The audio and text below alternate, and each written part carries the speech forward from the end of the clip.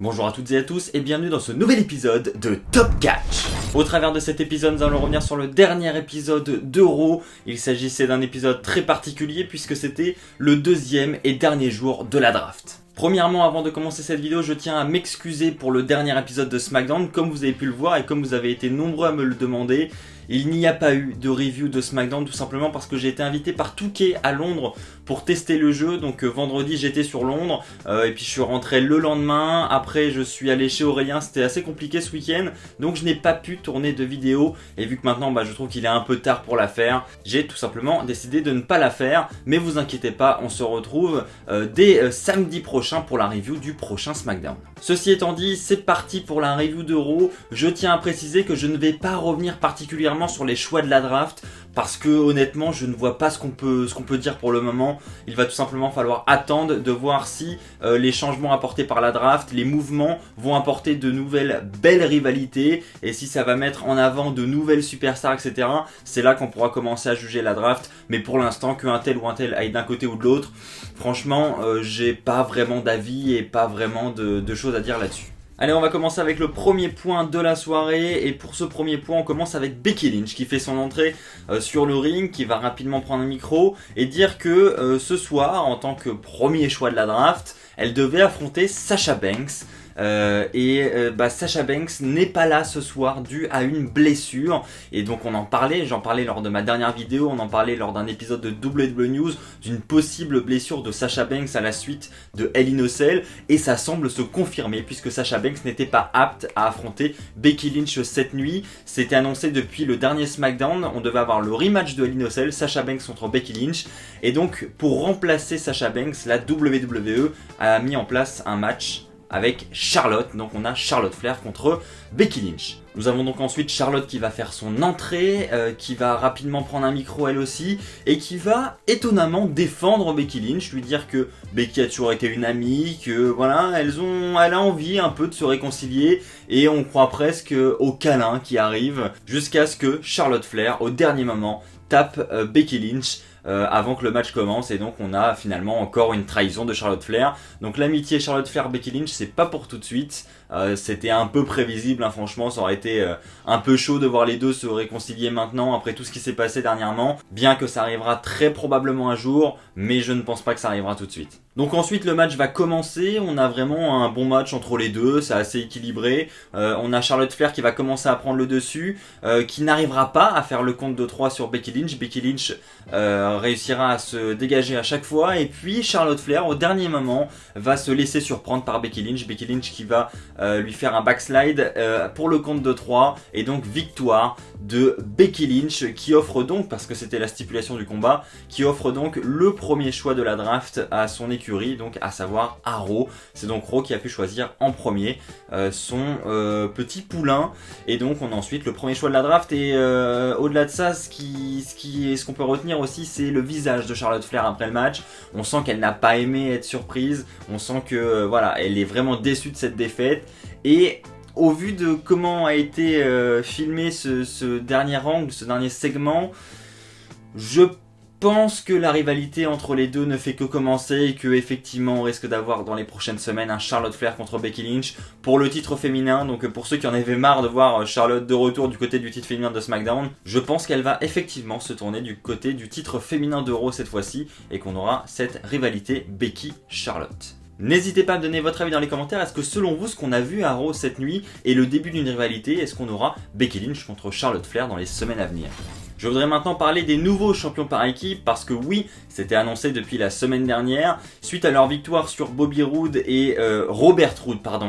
Et désolé pour ce lapsus, Robert Roode et Dolph Ziggler, les Viking Raiders la semaine dernière ont obtenu une chance pour les titres par équipe cette semaine et donc il se trouve qu'ils ont remporté cette opportunité et qu'ils sont désormais les nouveaux champions par équipe d'Euro. Donc si vous vous en rappelez, la semaine dernière c'est vrai que j'avais évoqué que j'avais du mal avec les Viking Raiders et que je n'espérais pas les voir champions. En toute transparence, le match de cette semaine m'a surpris, les Viking Raiders m'ont surpris.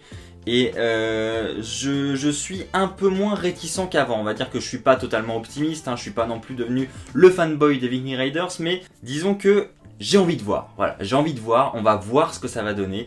J'ai aucune idée d'où cela va nous mener, si ça va être un bon règne ou pas, franchement j'ai pas d'optimisme, je suis pas non plus en mode ça va être vraiment nul, mais j'attends de voir tout simplement. Un peu déçu quand même pour Robert Roode et Dolph Ziggler, hein, vous le savez j'aime beaucoup Dolph Ziggler, donc à chaque fois qu'il perd un titre forcément ça me déçoit un peu, mais content quand même de voir ce changement arriver, et puis aussi pour les Viking Raiders, c'est-à-dire qu'ils devraient enfin avoir cette fois-ci des challengers, des vrais lutteurs du roster, et donc ne plus affronter des catcheurs locaux. Je pense que ça devrait également m'aider à les apprécier davantage.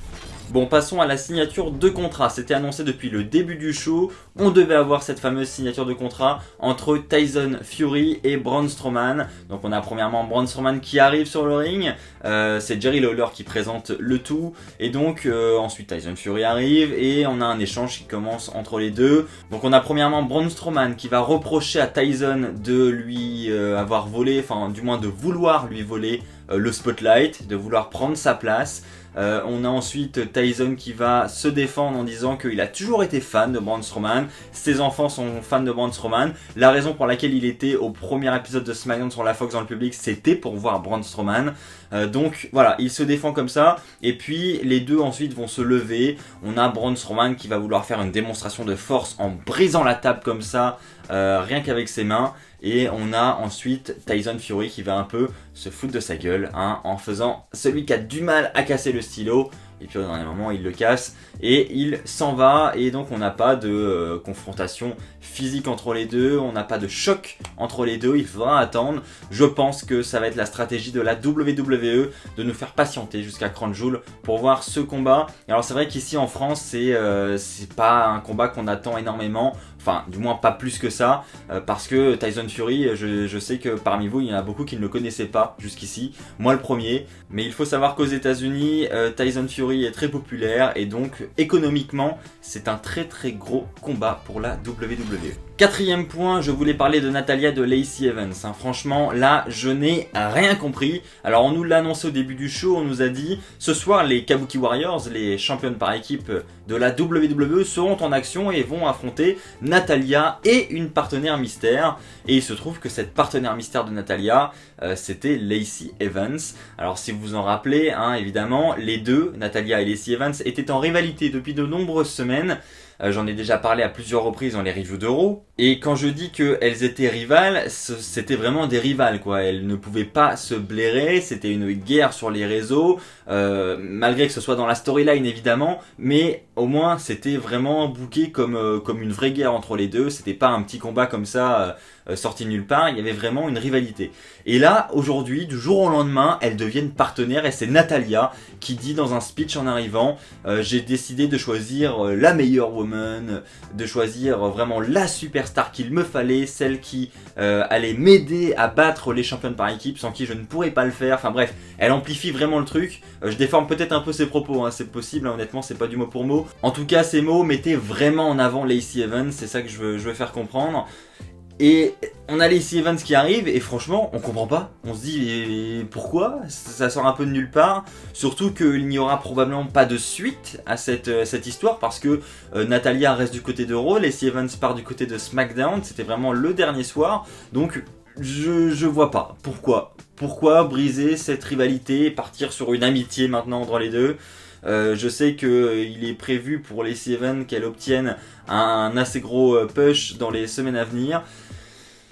Je sais pas si c'est pour ça, je sais pas si elle va se lancer dans la division par équipe, franchement j'ai pas de réponse à ce qu'il s'est passé, je trouve ça ultra bizarre.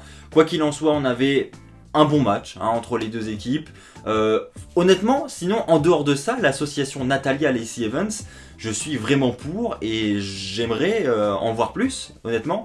Mais ce qui me dérange, c'est que ce soit quand même après cette longue rivalité et que surtout on ait pas d'histoire de transition en fait. On passe de grandes rivales à meilleures amies, c'est un peu bizarre quand même. Quoi qu'il en soit, hier soir ce sont bien les Kabuki Warriors qui sont ressortis vainqueurs. Allez, on va finir cette review là-dessus évidemment, sur la suite de la rivalité entre Bray Wyatt, The Fiend et notre ami Seth Rollins, le champion universel. Donc on a commencé le show avec une interview de Rollins durant laquelle il nous dit que ce soir il promet qu'il va trouver Bray Wyatt, il va trouver The Fiend et il va terminer tout ça. Il veut mettre fin à tout ce qui s'est passé. On a eu un recap de ce qui s'est passé à l'Inocel, de ce qui s'est passé la semaine dernière à SmackDown où Rollins s'est fait attaquer encore une fois. Et donc voilà, Rollins en a marre et promet de terminer tout ça ce soir. Et donc on arrive au main event où on a un épisode du Firefly Funhouse par Bray Wyatt. Et donc Bray Wyatt se fera rapidement attaquer par Rollins. Effectivement, Rollins a trouvé Bray Wyatt, il commencera à le taper. On a ensuite Bray Wyatt qui va se relever et qui va dire mais qu'est-ce que tu fais Rollins, je comprends pas, en mode trop surpris quoi, genre j'ai rien fait, c'est un peu ça, très bizarre. Et donc Rollins va continuer à le taper, il va ensuite casser tout le décor, il va décrocher les cadres, il va décrocher son cadre avec son visage, il va le regarder longtemps avant de le jeter et puis voilà, il va vraiment tout saccager dans la maison de Bray Wyatt avant d'y mettre le feu pour terminer cet épisode de Raw. Et on termine sur ces images sur la Firefly Funhouse qui est en train de brûler. Et c'est donc la continuité de la rivalité, ça a été officialisé.